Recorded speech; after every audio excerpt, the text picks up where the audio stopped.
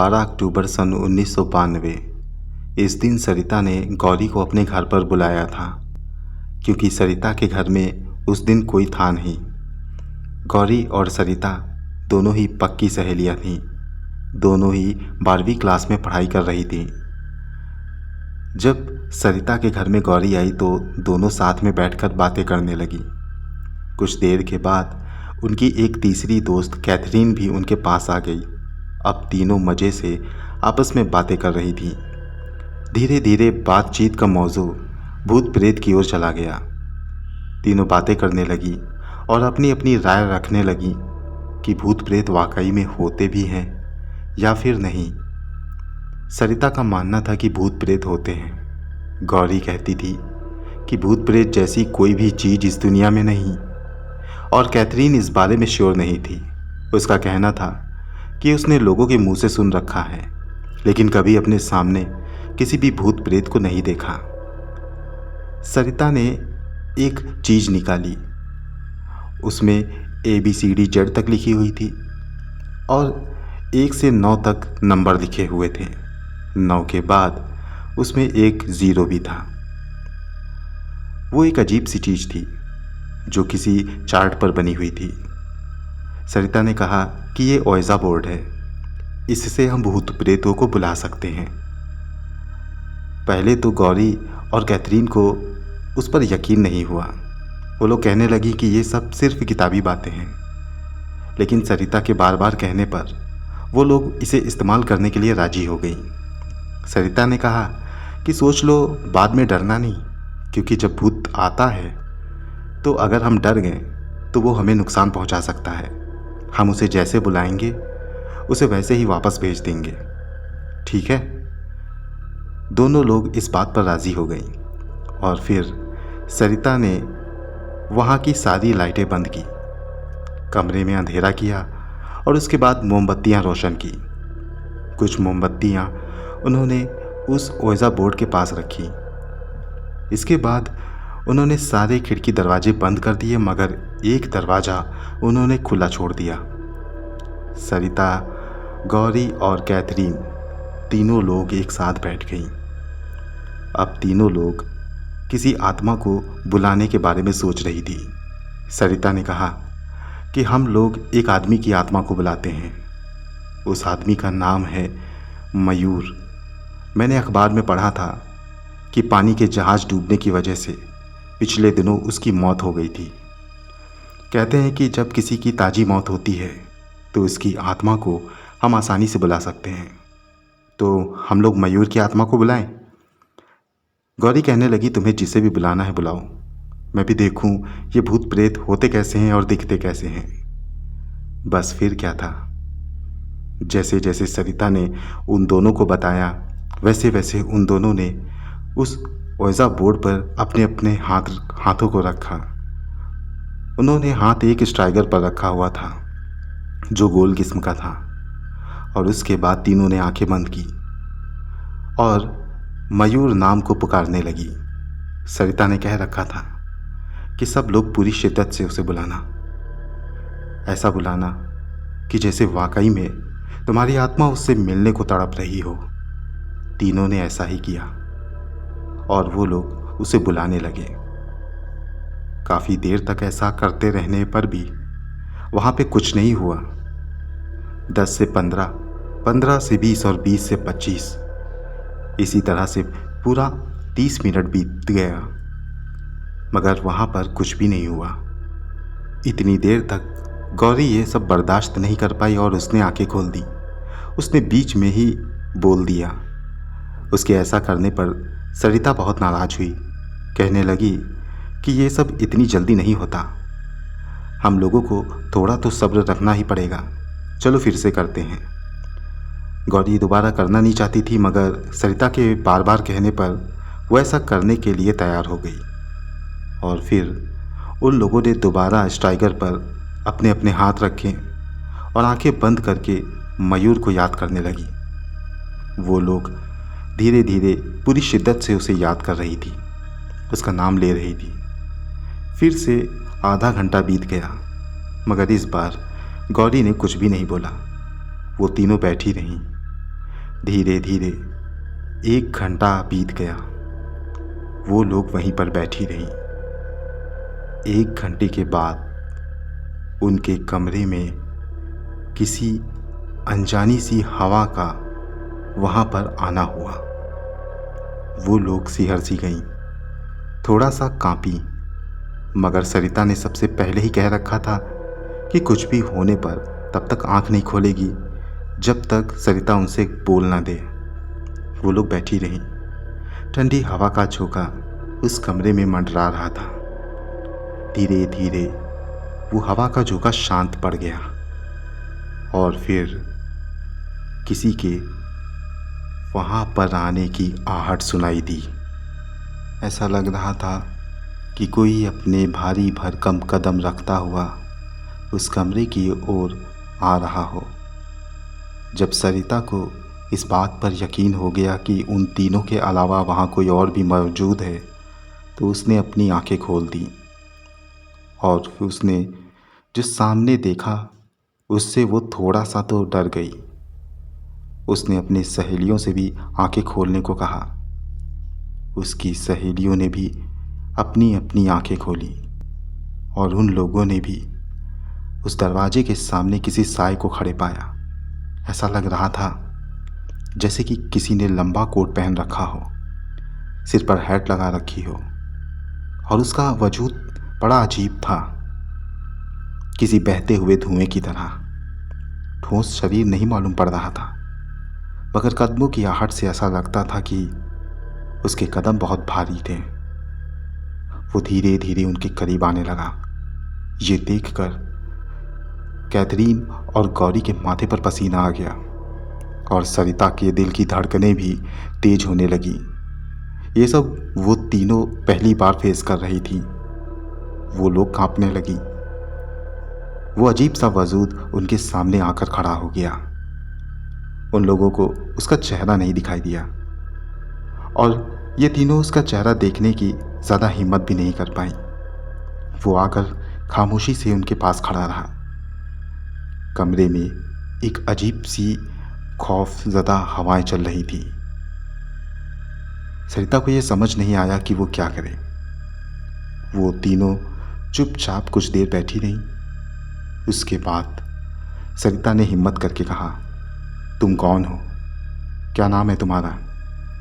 उसकी बात पर वो वजूद बोला, मैं मयूर हूँ और तुमने मुझे यहाँ पर बुलाया है, इसलिए मैं यहाँ पर आ गया। उनकी बात सुनकर सरिता, गौरी और कैथरीन घबरा गईं और उनके सिर चकराने से लगे, मगर किसी तरह उन लोगों ने अपने आप को संभाला। कैथरीन और गौरी ने तो अपनी अपनी निगाहें नीची कर दी, मगर सरिता उस वजूद की ओर देखती रही। उसने कहा, तुम कैसे मारे गए थे?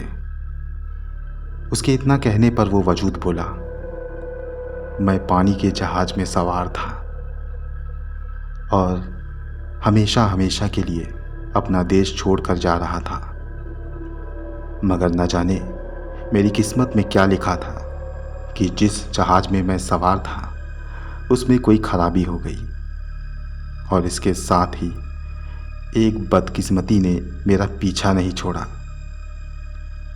जिस जगह मेरी नाव जा रही थी वहाँ तूफ़ान भी चलने लगा। खराब नाव, भयंकर तूफ़ान, इन सब की चपेट से आखिर कौन बच सका है? मेरी मौत हो गई क्योंकि जहाज़ डूब गया। पानी मेरे फेफड़ों में भर गया और मैं सांस नहीं ले पा रहा था। मैं ज़िंदगी जीना चाहता था, मगर मौत ने मुझे अपनी आगोश में ले लिया और फिर मैं मर गया। जब उसने ये सारी बातें कहीं तो गौरी सोचने लगी कि अब इसे यहाँ से भगाया कैसे जाए। उसने चुपचाप सरिता से मयूर की आत्मा को भगाने के लिए कहा। सरिता ने मयूर की आत्मा से कहा, ठीक है, अब तुम जा सकते हो। उसके इतना कहने पर वहाँ कुछ देर खामोशी रही। वो वजूद अपनी जगह से ज़रा सा भी ना हिला। सरिता ने फिर कहा, मैंने कहा तुम जा सकते हो। मगर वो इनकार में सर हिलाने लगा। वो कहने लगा, मेरी जीने की ख्वाहिश अभी ख़त्म नहीं हुई है। मैं जीना चाहता हूँ और तुम लोगों ने मुझे यहाँ बुलाकर मुझ पर एहसान किया है और इस वजह से मैं अब तुम तीनों के साथ ही रहूँगा। उसके ये अल्फाज थे कि वो तीनों डर के मारे थरथराने लगी। सरिता कहने लगी, मैंने तुम्हें बस थोड़ी सी जानकारी के लिए ही बुलाया था और अब तुम्हारा काम ख़त्म हो गया। तुम वापस जाओ। जिंदा इंसानों के बीच में अब तुम्हारा कोई भी काम नहीं। उसकी बात पर वो वजूद बोला, मैं नहीं जाऊंगा, मैं कतई नहीं जाऊंगा। मैं अब यहीं रहूंगा, तुम तीनों के साथ रहूंगा, तुम दोनों की ज़िंदगी का हिस्सा बनकर रहूंगा। उसके ये अल्फाज उन तीनों को डरा देने के लिए काफ़ी थे। गौरी, कैथरीन और सरिता अब तीनों अपने किए पर पछता रही थी। गौरी कहने लगी, यार ये तुमने क्या किया? ये तो यहाँ से जाने को तैयार ही नहीं हो रहा है। अब मैं क्या करूँ? इस पर सरिता ने कहा, तुम घबराओ मत, कोई ना कोई रास्ता ज़रूर होगा। उसने फिर से कहा, देखो मैं कह रही हूँ ना कि तुम यहाँ से चले जाओ। हम लोगों का कोई भी साथ नहीं हो सकता, क्योंकि तुम एक आत्मा हो और मैं एक इंसान। उसकी बात पर वो वजूद कहने लगा, अगर हम लोगों के बीच में ये रुकावट है तो मैं खुद तुमको आत्मा में तब्दील कर सकता हूँ।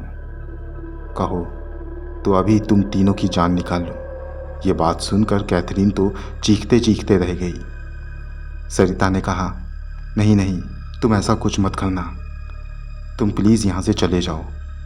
सरिता उससे जाने को कहती रही, मगर वो इनकार करता रहा। तीनों उससे मिन्नतें करने लगी, मगर वो वहाँ से जाने को तैयार ही नहीं था। कुछ देर के बाद सरिता ने कुछ सोचा समझा और फिर वो कहने लगी, ठीक है, अगर तुम यही चाहते हो तो यही सही, मगर मेरी एक शर्त है। अगर तुम बिना हम लोगों को नुकसान पहुँचाए यहाँ से चले जाओ तो बाद में हम तुम्हें बुला सकते हैं। ऐसा करके तुम हमारे साथ जब चाहो तब रह सकते हो। उसकी बात पर उस वजूद ने कहा, नहीं, मुझे तुम पर भरोसा नहीं। तुम मुझे बुलाओ या ना बुलाओ, इसकी क्या गारंटी है? मैं यहाँ से नहीं जाऊँगा। सरिता बार बार उसे जाने के लिए कहती रही और वो बार बार इनकार करता रहा। जब ये काफ़ी देर तक होता रहा तब वो वजूद सरिता से कहने लगा, अब अगर तुमने मेरी बात नहीं मानी तो मैं तुम लोगों को ज़बरदस्ती यहाँ से ले जाऊँगा। सरिता ने कहा, तुम ऐसा कुछ नहीं करोगे। हमने तुम्हें बुलाया है और अब हम तुम्हें भेज रहे हैं, तुम्हें यहाँ से जाना ही होगा। अब उस वजूद ने उसे कोई जवाब नहीं दिया, बल्कि अपने कदम बढ़ाते हुए थोड़ा सा आगे आया और अब उसका चेहरा वो तीनों साफ साफ देख पा रही थी। उसके आंखों में एक अजीब सी गहराई थी, खौफ के मारे ही सही, मगर जब एक झटके में उन लोगों ने उसके चेहरे समेत उसकी आंखों को देखा तो जैसे वो अपना जहन खोने लगी और कुछ देर के बाद किसी पत्थर की बुत की तरह हो गई। इसके बाद वो वजूद वहाँ से बाहर जाने लगा और वो तीनों लड़कियाँ किसी रोबोट की तरह उसके पीछे जाने लगी। वो तीनों घर से निकलकर उसके पीछे पीछे अनजाने में ही चलती रहीं। उन्हें कोई होश नहीं था कि वो कहाँ जा रही हैं। वो बस उसका पीछा करते हुए अपने रास्ते पर चली जा रही थी। धीरे धीरे वो वजूद सड़कों को पार करता हुआ एक जंगल की ओर निकला और फिर धीरे धीरे वो उन तीनों को एक बड़ी सी झील के पास ले जाने लगा और फिर वो वजूद झील में उतरने लगा और उसके पीछे पीछे वो तीनों लड़कियां भी वहाँ झील में अपने अपने कदम रख चुकी थी। वो तीनों अनजाने में मौत के मुंह में जा रही थी।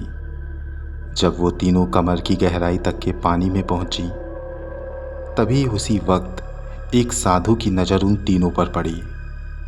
उनको देखकर वो पहले तो चौंका, मगर बाद में उसे सब समझ आ गया।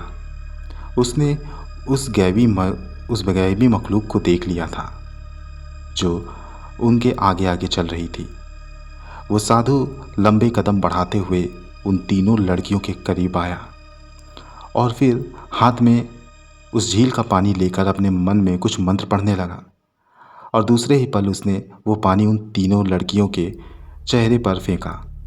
वो तीनों लड़कियां एकदम से अपनी अपने होश में आईं। वो ये देखकर हक्की बक्की थी कि अचानक वो झील में कैसे आ गई थी। उन्होंने अपने सामने उस साधु को खड़ा हुआ पाया। वो साधु लंबा चौड़ा सा, लाल सुर्ख आंखें थीं उसकी।